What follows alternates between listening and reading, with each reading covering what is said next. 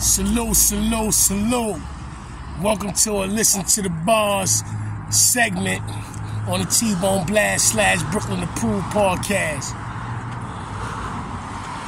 Yo, I had to get away from motherfuckers because there's a lot going on in that parking lot. You know what I'm saying? Loud music is playing, so y'all probably ain't gonna be able to hear me, for one. And the second thing is, I don't own the rights to that music, so YouTube will fuck my whole shit up if I'm recording. But I felt the need to record. I felt the need because we over there talking about our best 5, our top 5 rappers and all that type of shit.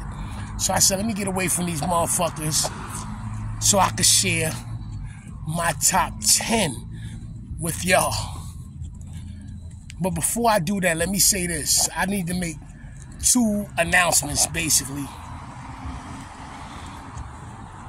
One, I have recordings of rappers freestyling, which I plan to put out on some compilation shit. You know what I'm saying? Boom. On a Listen to the Bar segment of the Teebone Blast / Brooklyn Approved podcast. Oh yeah, fucking subscribe to my shit.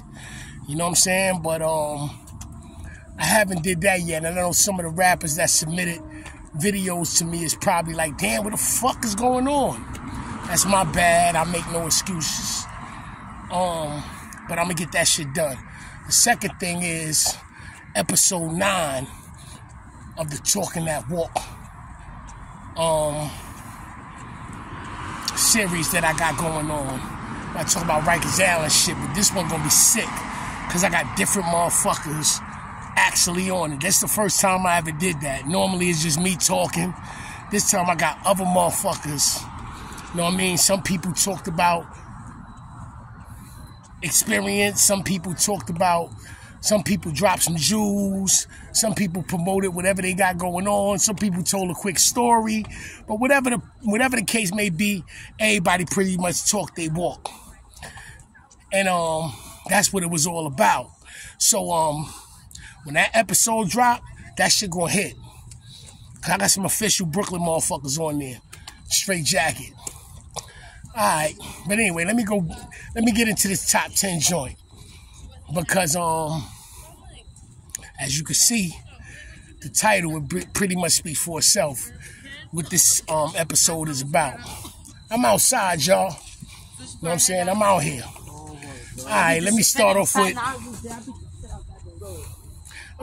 before I get into my rappers, let me first say this. You know what I'm saying? When I say my top 10 rappers, it's not just based on lyrical ability, even though I place high values on that.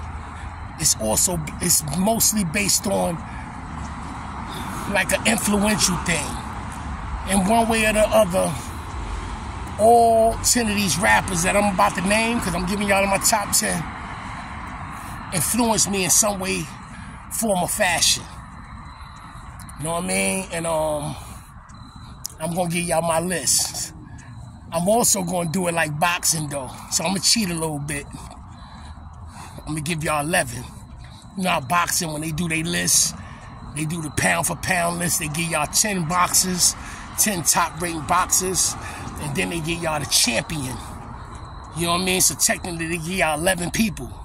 So that's what I'm going to do. I'm going to give y'all 10 of my top 10 rappers. Then after that, I'm going to give y'all who I deem is the champion, which is my most influential rapper regarding me. We're going to start with number 10. And we're going to work our way up. Number 10. This motherfucker here, as far as my recollection goes, he was the first rapper to really bring swag to rap. Storytelling motherfucker. And all that. You know what I'm saying? Even had a Brooklyn rapper who I also like his work. Dana Dane. Admittedly, copy this guy's whole swag. You know what I'm saying? This dude was before his time, man. Wearing silk suits, Bally's, shines. Yeah, I know who I'm talking about. Slick Rick, the ruler. I put him in the 10th spot on my list. Not only did he bring swag to rap, even the way he rhymed, like it was just so, like, it was just swaggy. Real shit. Shout out to Slick Rick. Number 9. I'm going to give that none other than 50 Cent. 50 Cent actually should be one of my peers because we like the same age. You know what I mean? But the way he came in the game was like none other. Odds against him. And he going against some hitters. He ain't going against no little motherfuckers. He going against some hitters. And he still made his way. He still did what he was supposed to do. And that was get on.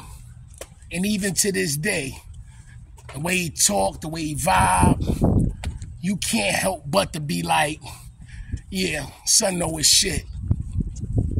He know his worth. He pretty much let it be known, like, no matter what the circumstances is, if you put your mind to some shit, just go at it. That's him. And I admired that shit about him. That's why he number 9 on my list. Number 8. I got to get that to none other than Darkman X. DMX. Rest in power, bro. Rest in power. DMX, he brought the street back to rap at a time when street needed to be brought back to rap. Because rap started getting crazy. It was too much singing, too much, you know what I mean? Homie kicked the doors in on some street shit. And the crazy shit is, not only that, son actually had bars. He had bars. Like, DMX really had fucking bars. You know what I'm saying? And not only that, his rhymes had substance. Like, it was about something. Like, and he, like I said, man, rest in power X, man. He brought the street back to rap at a perfect time, man. We needed that. Facts. And that's why he's number 8 on my all-time list. Number 7.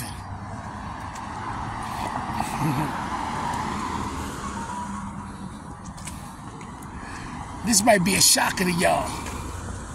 Because I don't believe this dude ever went platinum. But he's a lyrical motherfucker. Homie always been a lyrical motherfucker. Since the first time I heard him. Straight out the motherfucking Bronx. Wordplay crazy. None other than Lord Finesse. Yeah, Lord Finesse. If you know, you know. If you a hip-hop head, you know. There would be probably no D digging in the crates if it wasn't for Lord Finesse. There would be no Big L if it wasn't for Lord Finesse. And to be honest with you, even if there was a Big L, without a Lord Finesse, that's who would be in this spot. Like, Lord Finesse was the first motherfucker who I heard that every bar, consistently double and triple rhyme words. Like, who's the man? Hey, yo, take a guess, G. The LORDFINESSE. Guess rhyme with S. G rhymes with E. I'm gonna give you one better. Lord Finesse got something for your eardrums. Back on the scene, long time no hear from. Ear rhyme with here, from rhyme with drum.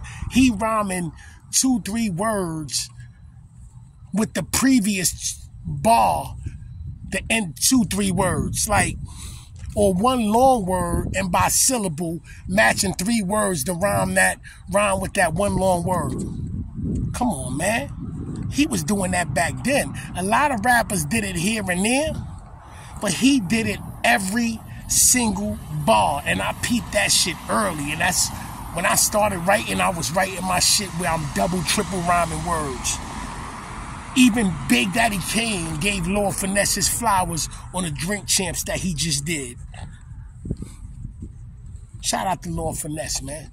Number 7, man. Straight jacket. Hip-hop heads know what it is. Number 6. Number 6. This rapper here, man. He stayed shouting at top 5 dead or alive. And like 50, he should be one of my peers too. You know, we 1975 babies. You know what I'm saying? And so y'all, you know, y'all figured it out. None other than D.I.T.C, man. D.I.T.C, for the last 20 years, almost 20 years, homie gave us bars. He the one rapper that I can honestly say, literally, got all his flowers through his bars. Not through no gimmicks. None of that shit. Just straight through. Like, he never changed his flow. D.I.T.C never rhymed like he from the South. He never rhymed like he Bone Thugs and Harmony or sung or none of that shit. Every rhyme, he might slow his flow up or do a fast pace depending on the beat, but it's pretty much the same flow, and you don't get tired of it. Who else you know could do that? Every fucking rhyme is pretty much the same flow. But he's still revered as, on some people's lists, they got him as number 1. I done met some people like that. Who got him at number 1. D.I.T.C. I wish I could put him on top 5 on my list, but unfortunately I got to be fair. I got to keep my list as it is. So he's number 6, which is still me tipping my hat to him, considering all the rappers in the world that exist. Shout out to Kiss. Number 5. I got to give that to none other than Nasty Nas. Yep, Nas. Some people got him higher than that. But I feel like number 5 for me is sufficient, and that's still saying a lot. I'm going to be honest with you. I didn't really get up into or Illmatic until maybe the song he did with G-Rap, Fast Life, or It Was Written Drop. And the reason for that, because I was in Rikers Island in C-74, so you heard some of the joints that came on the radio, but I couldn't get into it like everybody else as far as the album, because I was locked up. Didn't have no access to no tapes and no shit like that. So dudes was coming through talking about this dude, but I didn't really get on to him till later on. But I understood why I understand why that album is a classic. But Stillmatic, oh my God, that's a classic too. You know what I'm saying? I ain't mean to say Stillmatic. I meant to say It Was Written. That's a classic too. And Stillmatic is a good album too. Facts. Like, Nas is like one of the only rappers that normally when I listen to people rap, like artists rap, I try to figure out the rhyme they're gonna rhyme the previous bar with before they say it. And a lot of times I get it right. With Nas, I'm like 0 in 1,000. Like, no matter whatever he rhymed, whatever word he spit, I try to figure out what he always say some shit that I would have never thought of. Even if I had 10 guesses. Nas was different. Nas was different. Shout out to Nas, man. That brings me to number 4. Number 4. This person is probably number 1 on a lot of people's list. But I got to give him number 4 because I probably got up on him a little late. And, however, this guy's well respected in the game. And that's the 18th letter, the R, the God, Rakim.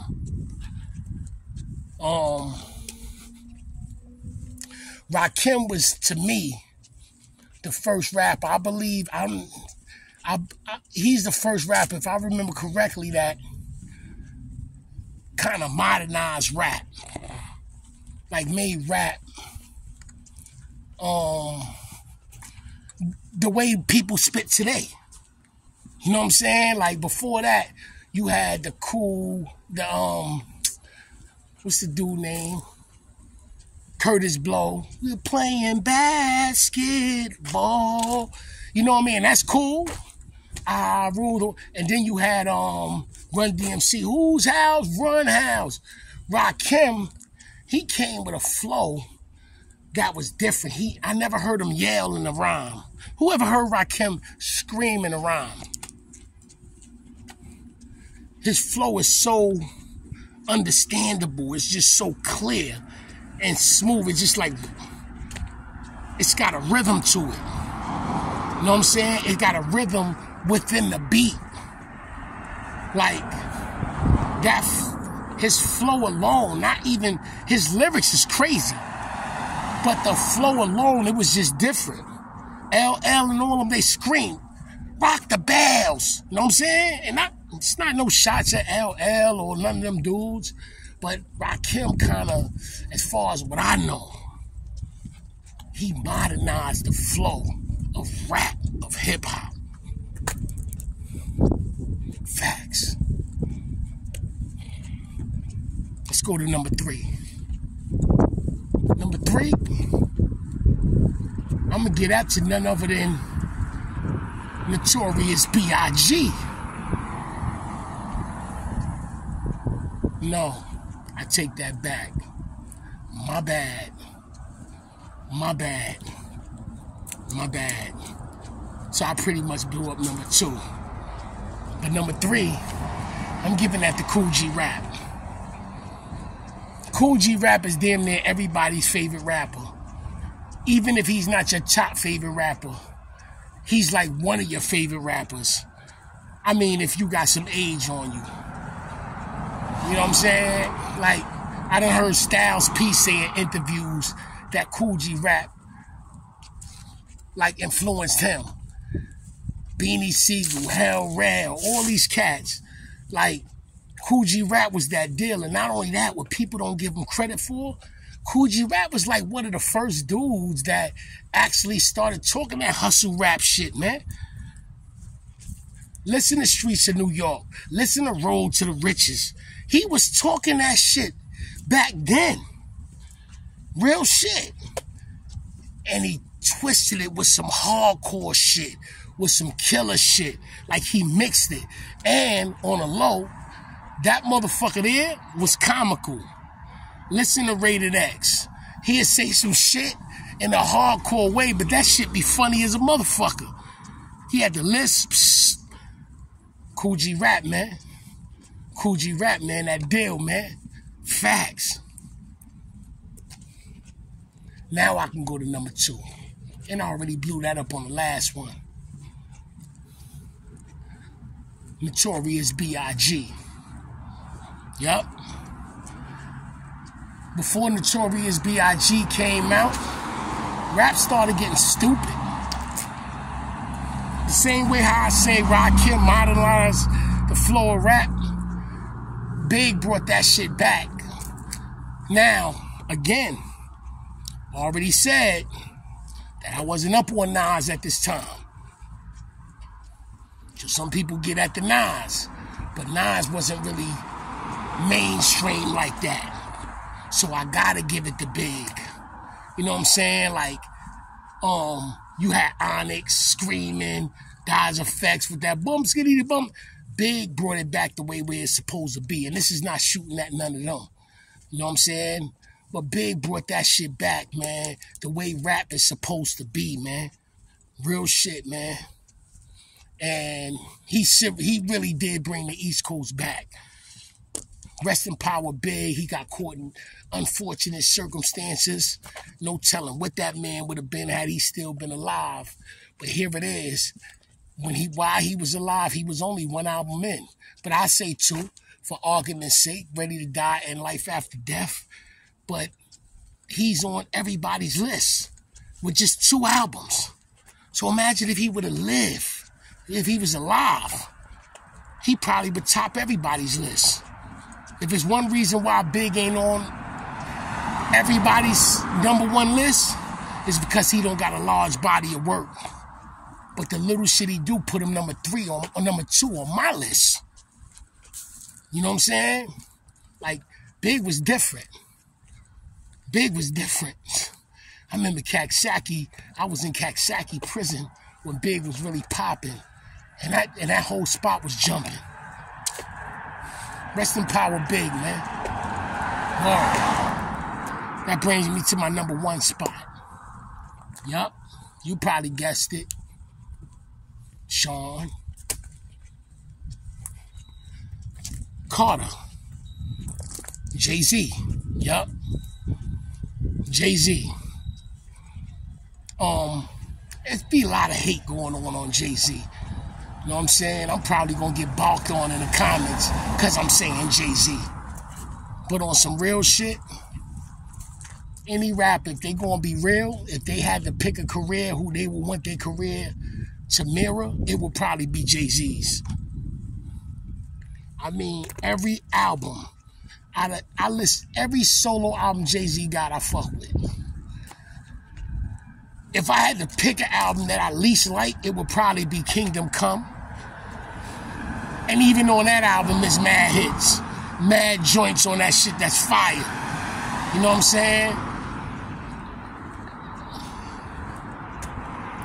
But Hov did it, man.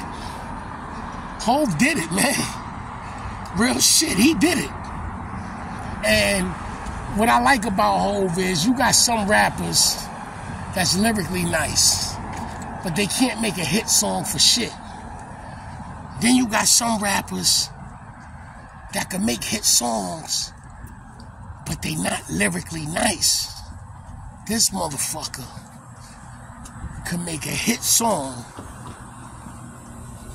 while still keeping shit lyrical.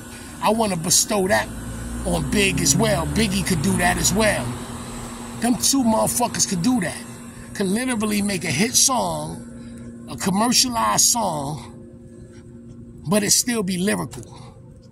So now you fucking with the dudes that like lyrical shit and the motherfuckers that like just good songs.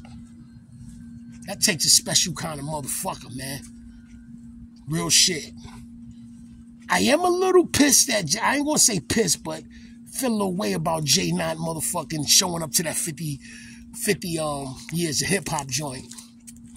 Hopefully, he got a good explanation. Not saying it's mandated that he make one, but I still say he should.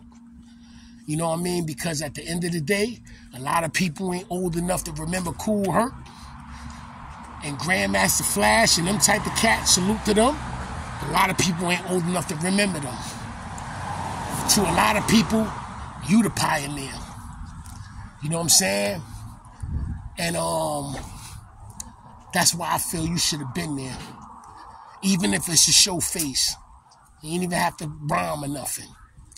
But, you know, you do what you're doing. Maybe you got a good explanation. Hopefully you decide to share it with us. But other than that, there's no hate on Jay. Jay is nice. Facts. Jay is nice. You know what I'm saying? Salute to Jay-Z, man. Ain't nobody did it like him. Realistically, nobody. That brings me to the champ in my eyes. It's so many motherfuckers, official motherfuckers that I didn't mention. And y'all probably like, yo, man, he ain't say this person, he ain't, but it's only one spot left. Like I said, I'm doing it like the boxers. 10 pound for pounders and one champ. So I'm giving y'all 11. And anybody who knows Teebone Blast will know who that top person is.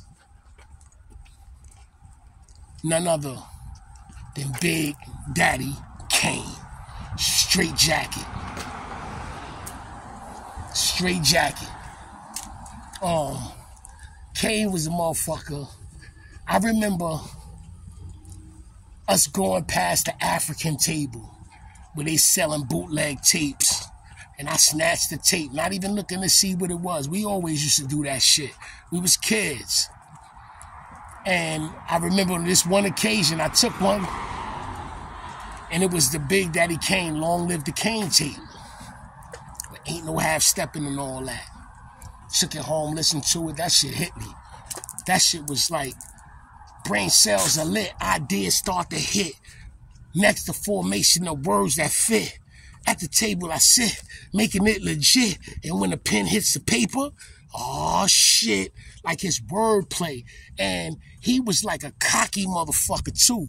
He wasn't asking you if you thought he was nice. He was one of the motherfuckers that was telling you he was nice. He was one of the motherfuckers that was telling you he would crush you. He was better than you. He wasn't asking. Like, that's the energy that kind of caught me like, yo, this dude really like, man, listen, man. Sure. Big Daddy Kane was the only motherfucker.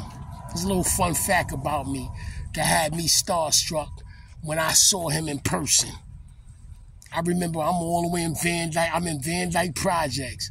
Now Soul Shack, it was this record store called Soul Shack around the way. And we heard that Big Daddy Kane was in the building. He was in Soul Shack, man. We ran all the way over there, man. I forgot the other rapper that was there. It might have been one of the Fat Boys, but I seen the Fat Boys, but it might have not been that day. But I seen them there one time. But it was somebody else there with Kane.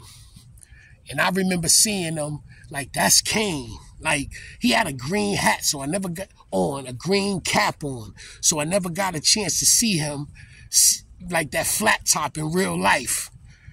And the thing about that flat top, everybody keep talking about the cuts in the eyebrows and shit like that. You know what y'all never be mentioning about Kane? The box part. The part with, you know, it goes like this and it's a box part. They don't never mention that. I had one of those. I ain't get the cuts in the eyebrows because Mama Love wasn't even going for that shit. She wasn't going for it. But I had the flat top with the box part. But I seen Kane, man, and Russell's spot, man, the Soul Shack one time, man. Word. And I was starstruck. And I done met, throughout my life after that, I done met celebrities that would be considered way beyond Kane's celebrity status, and they didn't make me feel that way. I never felt that way before that or after that. Like, I was like, oh shit, this is Kane. This is the dude that I seen in the boxing ring in the motherfucking Ain't No Half Stepping video. You know what I'm saying? Some was swagged out too. I think dudes like him and Slick Rick was before their time. You know what I'm saying? With the way they threw their shit on and shit. They was before their time. Because rappers is doing that shit now. You know what I'm saying? You know what I'm saying? Especially Slick Rick. I ain't never think I seen him in no Dapper Dan shit. He was letting it out. But getting back to Kane. Kane was like a dude that, like, I know the words to Kane songs that people don't. Do you know he got a song with Spinderella? A lot of people don't even know that. Word. I know Kane songs that a lot of people don't even know. That was my guy, man. Like, the first album, Long Live the Kane. The second album, A Big Daddy Thing. The third album, I believe, I don't want to say A Taste of Chocolate. I think that's the fourth album. A Prince of Darkness or some shit like that. After A Taste of Chocolate, I think I lost focus on Kane, but them shits influenced me, man, to this day. Even the way I write rhymes. Like, write them shits clear so people can understand you, what you saying. You know, and them bars fucking resonate. Like, Kane had that effect on me. So when I write, that's what I try to have, that same kind of effect on people. I want you to hear every word.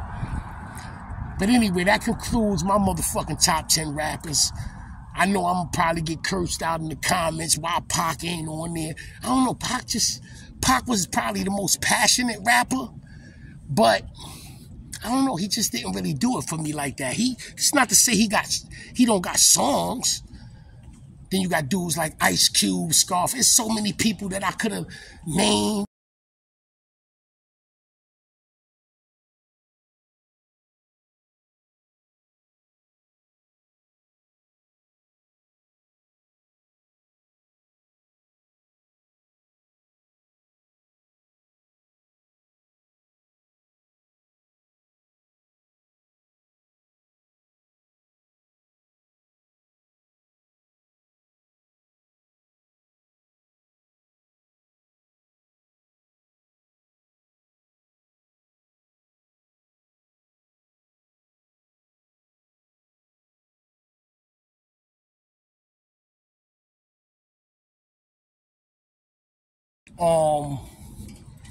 Once again, that Listen to the Bars episode will be coming out soon with a compilation of rappers that gave me freestyles, live freestyles, no beats, no nothing. That shit gonna be fire. But what's coming out even sooner than that is episode number 9, Talking That Walk. That shit gonna be crazy. I need y'all to tap in, man. You know what I mean? I'm an official motherfucker. And I'm not just saying that on no cliche shit, like real shit. That's what it is. I'm an official motherfucker, and I try to put the most official shit up on my channel. You know what I mean? Whether it's a song, whether it's a story. And if you support official, then support me. Subscribe. Teebone Blast / Brooklyn Approve. I'm going to do a part 2 to this where I'm going to give y'all my top 5 groups. I'm going to give y'all my top 5 female MCs. And I give y'all my top 5 MCs out of New York. Because I noticed on my list there's nobody from out of New York. I mean, you could say Slick Rick, but he's technically, you know, he repped the Bronx. So, even though he's from the UK. So that's what it is, man. And I'm also going to probably name my top 10 lyricists. Now, that's a different hit. That's a different hit all the way. Hope my list, man, is received well by the people who heard it. And whether it's received well or not, you know, you feel free to make your comments. Feel free to share your list. That's that 10 plus that 1 champ. Know what I'm saying? Teebone Blast want to check out. Salute. Hope y'all enjoy. Stay tapped in. I'm telling you, I'm coming. 1. Yo, got so caught up into this, man, I almost forgot. Let me double back to the peoples. Anyway, salute y'all. Teebone Blast / Brooklyn Approve. Holla.